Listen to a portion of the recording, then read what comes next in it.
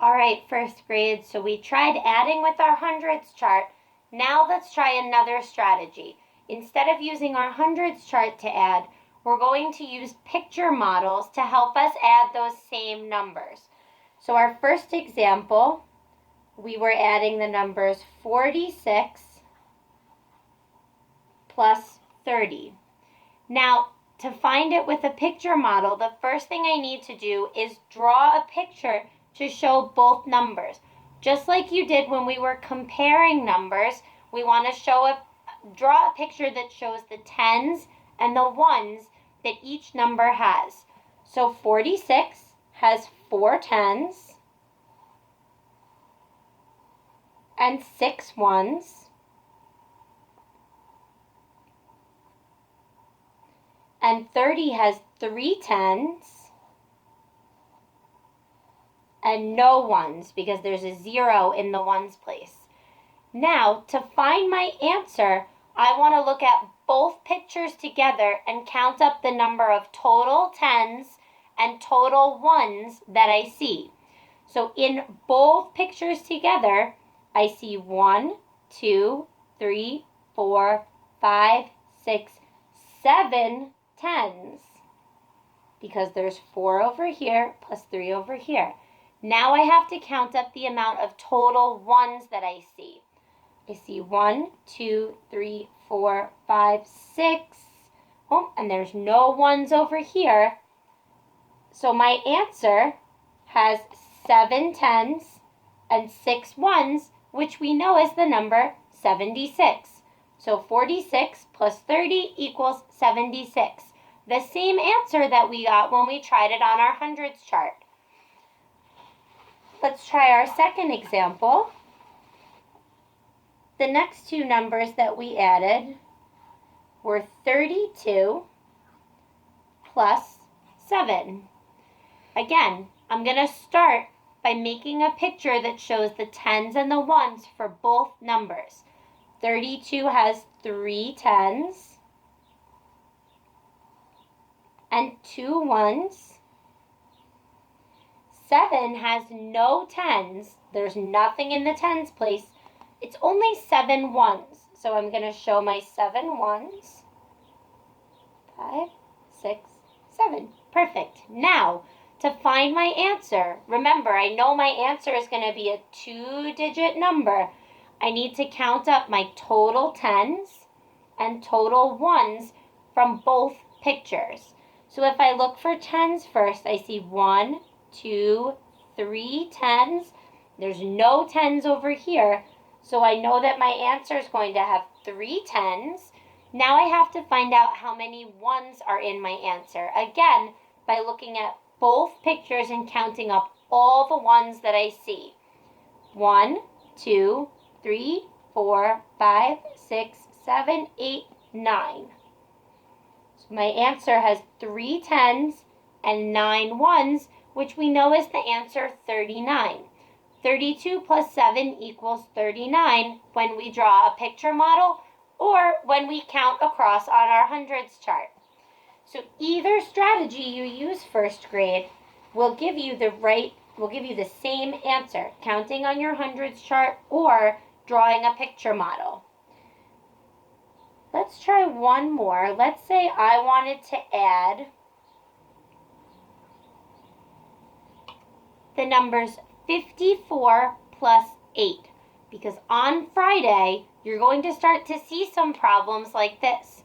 It looks like we can solve it with our picture model, but let me show you what happens when we try. If I draw a picture to show 54, I know that I need 5 tens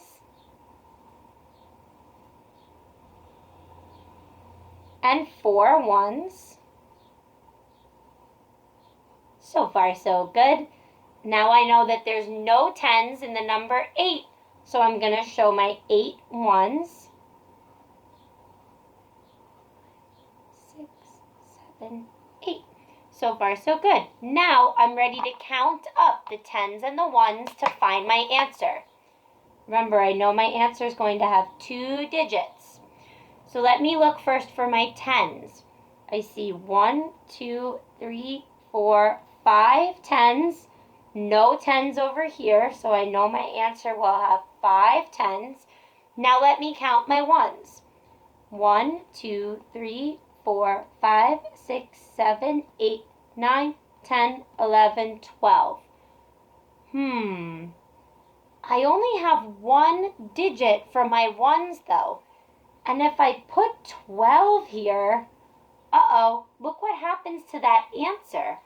It becomes 512, and I know that that can't be right. 54 plus 8 more cannot equal 512. I have too many ones. When this happens, first grade, don't worry. Here's what you need to do. If you have more than 9 ones, because we know only one digit will fit in that ones place, right? It can only be a 1, a 2, a 3, a 4, a 5, a 6, a 7, an 8, or a 9. It can't be any numbers bigger than that because there's only one spot. So I need to look at all my ones, and I'm actually going to put some of them together and make a 10. So I have 4 over here and 8 over here. 1, 2, 3, 4, 5, 6, 7, 8, 9, 10. I'm going to circle those 10 ones, and I'm going to put them together, and I'm going to turn them into a group of 10. So I took 10 ones, and I put them together. I stuck them together to make them a stick instead of a circle. Remember, circles are ones, but now I take 10 of them, I put them together, I make them a group of 10. Now let's see what happens when I count up and I find out how many total tens and ones my answer has. I have 1, 2, 3, 4, 5, 6 tens now. Remember, I don't want to forget that group of 10 I just made. 6 tens. And now when I go to count my ones, I'm not going to count all the ones that I just circled and put together because I turned them into a 10 instead. The only ones that are left over here are these 2 ones that are not in the circle. So my answer has 6 groups of 10 and 2 ones, which is the same as 62, because I took 10 of those ones that were by themselves and I put them together to make them a group of 10. That way I have one spot for my tens place and one spot for my ones place. Let's try one more like that, first grade. Because this is where it gets a little tricky. Sometimes when you count up your tens and your ones, you'll find that you don't need to make a 10, but sometimes you do. Let's say that I wanted to add the numbers 37 plus 6. I know that if I'm using my number model, I need to start by making a picture.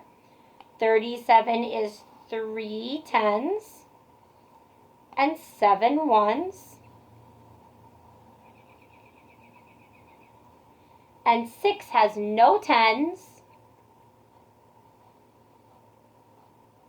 and 6 ones. Now, I'm ready to count up my tens, but I'm noticing I have more than 10 ones down here. I have 7 ones over here and 6 ones over here. That's too many. If I count those all up, it's going to be a number that's too big to put in my ones place.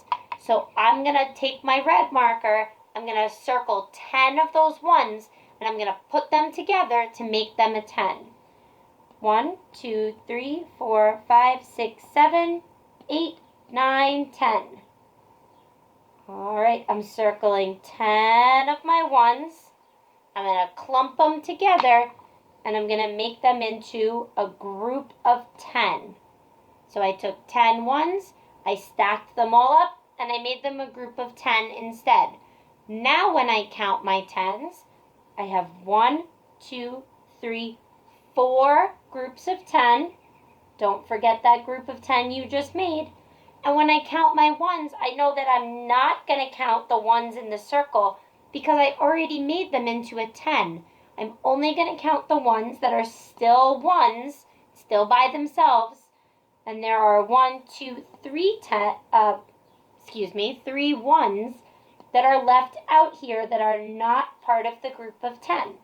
So 37 plus 6 equals 43 because I took 10 of those ones and I put them together to make them a group of 10 instead of leaving them as ones. All right? So first grade, on your work this week, you can use your hundreds chart to help you, or you can draw pictures to help you. Remember, sometimes when you use your picture model, if you have too many ones, you might need to circle 10 of them and stick them together to make one group of 10. So try your best this week, first grade. Your teachers are always here to help. Please let us know if you need us, and I can't wait to see you next week. Good luck, first grade.